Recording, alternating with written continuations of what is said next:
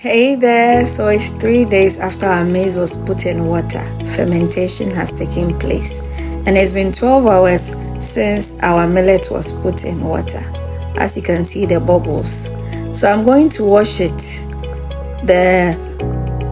so that the water becomes clear like you just saw.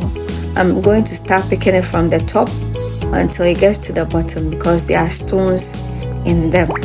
So this is how it is when you are done. Look at the bottom part. You see a lot of stones, so that one we are just going to throw away. All right, so that is done. Then I wash my maize about 3 times, pour the water out, and then I start taking it out like this. I make sure all the liquid goes out because the machine does not like water. Then you cover it with a very nice cloth. Now this is our ingredients for the housa koko. We have calabash nutmeg, we have black pepper, alligator pepper, we have red chili, star anise, and then cloves. So after the maize was done, I'll do the housa koko and then the tom brown. The tom brown, you pour it in the machine and let them grind it 4 times or 5 times, just like how they do the akple and then the tozafi powder. And then on the 5th or 6th count, then you add in your groundnut. If you add the groundnut from the start, everything is going to be stuck in the machine and you're not going to get it as smooth as you would want. My children like it very smooth, so I let them go several times to make sure it is smooth like the foreign tom brown. Okay, so today is packaging day. I'm packaging my corn dough. I don't mix it with water. I'm going to keep it in my freezer. I make sure it is compact. I press it down and then there's no air in it. When I'm done, I cut these olonka rubbers to cover it before I put on the cover of the container. Yes, so that no moisture will get in.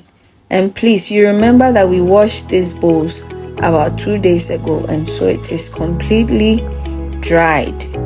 We need it very dry. Okay, as we are going on, we are going to do the same for the housa koko too, but the one we'll be eating maybe this week, we can add a bit of water to ferment it and then put it in the fridge, not freezer. Oh, please take note, fridge, not freezer. Now my freezer is not so big, and so this quantity left, I have to keep it outside the fridge, just like how the market women do. But this is the twist. I am going to add a bit of rock salt or sea salt. Then I push it down like I did for the one I'm going to put in the freezer. When I'm done, I cover it with plastic film or olonka rubber or any rubber-like thing without moisture. This is the method our grandmothers used to do when there were no fridges, and it can last up to 1 month, or from 1 month going the color will start changing. So you should consume this in this state with the salt in 1 month. That is what I'm going to be using for my banku. If I want to do cocoa or anything else, then I use the one in the fridge. That's how I manage it. Hey, this woman can talk for Africa.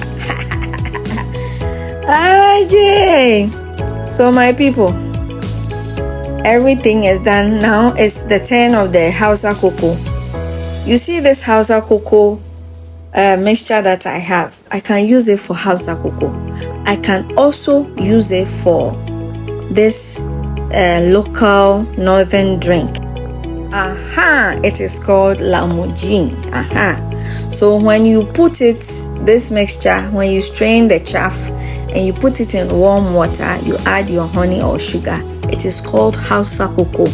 But the same mixture, if you strain the chaff and then you add a bit of milk and then sugar or honey to taste, some vanilla essence, it is called what? Lamujin.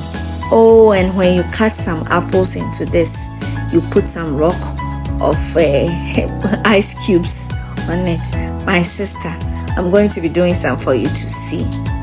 When all the kids are sleeping and you want to have some mommy time, you can do that. You just chill. After sweeping, I'm going to do that. So next time I'm going to show you that recipe. All right, I hope you enjoyed today's episode. Keep watching my space for more cooking episodes. See you. I love you all. Bye.